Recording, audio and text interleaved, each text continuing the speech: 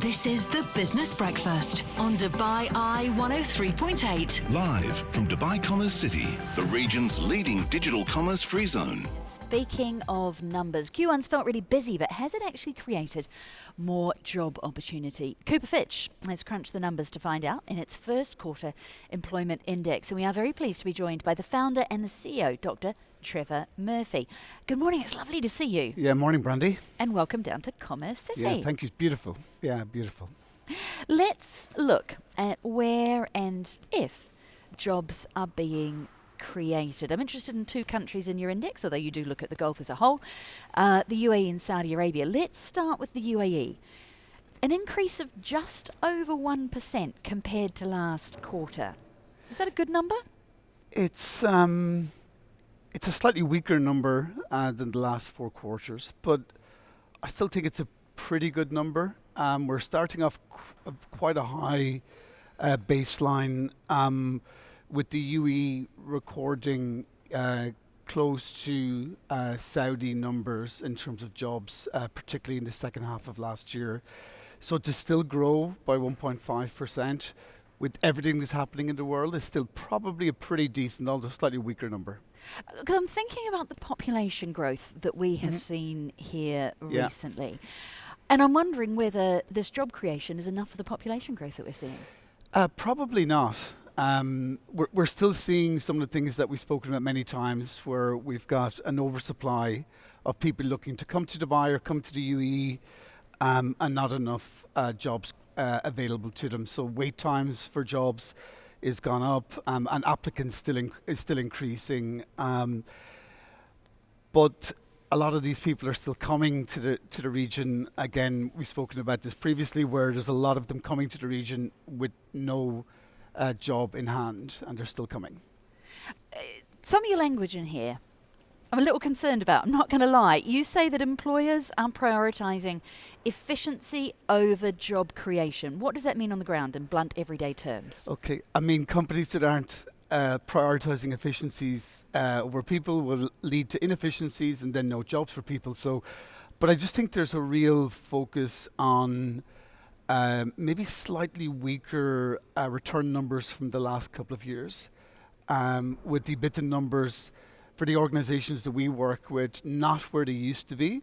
And I think they're really looking at things like AI to make their organizations more efficient, but very, very focused on bottom line. Okay.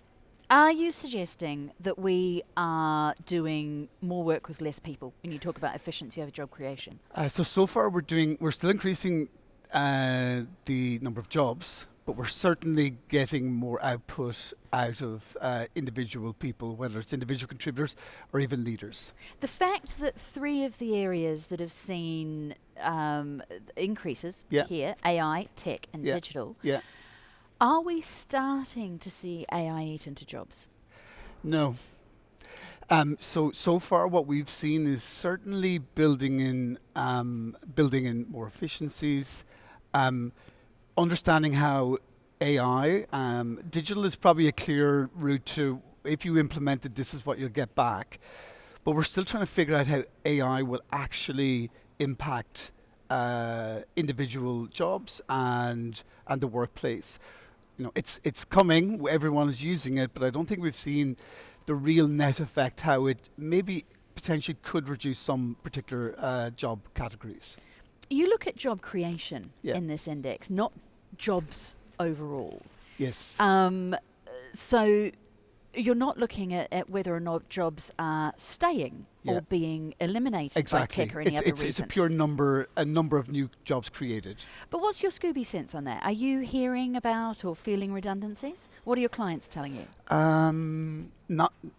Nothing at the moment as it relates to AI or digital. Like, yes, they're moving jobs around based on okay, well, not relating to AI or digital, so in general then. Yeah, I think in any organization, your product A will be doing very well and product B is not doing as well, and then they need to reshape the size of that team. So that's an ongoing part of any successful organization. So we're certainly seeing that. organizations where real estate is booming and then retail is maybe not so hot, so they're just reducing then teams to scale to market conditions. Okay, so you are seeing some of your clients Yeah. reducing headcount. Yes. Let's have a look at Saudi. It is top of the pops for this Yeah. Gulf Yeah. index. 3.5% job creation. Are those long-term jobs or are those project jobs? Most of those are long-term jobs. So obviously it's well documented. Certain projects are being sized to market conditions in terms of a return on investment, particularly within public investment fund. We support about 60 public investment fund portfolio companies. All of them are hiring, and it's all companies that they've created that most of these jobs are going into. That's really interesting because we have heard about a bit of a right sizing Yeah. in some of the Yeah. different areas in Saudi Arabia. Yeah. Whether that comes to the amount of multiples there are on wages or even just a relook at some of the projects. But Yeah. you say that all 60 of those PIF entities are hiring. All hiring. And I think it's certainly a resize in some of the mega and some of the giga projects. Focus on urban areas like Riyadh and Jeddah, particularly, and some of the holy sites like Mecca, Medina. But yeah, it's super busy at the moment. We've got about 1 minute left with you. What could tariffs mean for all of this? That's the $100 million question at the moment. I mean, look, the US, obviously, the amount of product that we import from the US is far, far greater than what we export to the US. I don't see it having an immediate effect. It could have some long-term effects. Because we're a global trade hub, We sure aren't are, we? yeah. And we've Yeah. got a lot of people in logistics and transportation that aren't just looking at here, they are looking at people sending stuff to and from everywhere. Everywhere, yeah. Yeah, I'd see that's one that hub and transportation piece could get affected. I think we will play the right smart game with the US in terms of tariffs and how that's handled. But that global hub, and if Europe and US if there's a global crisis, obviously we will feel that for sure. The founder and CEO of Cooper Fitch, Dr. Trevor Murphy, with us here in our home away from home, Commerce City, day one of a week out on the road with the business breakfast. He's in with the Q1 jobs report. We are going to be speaking to the guys at Commerce City a little bit later on.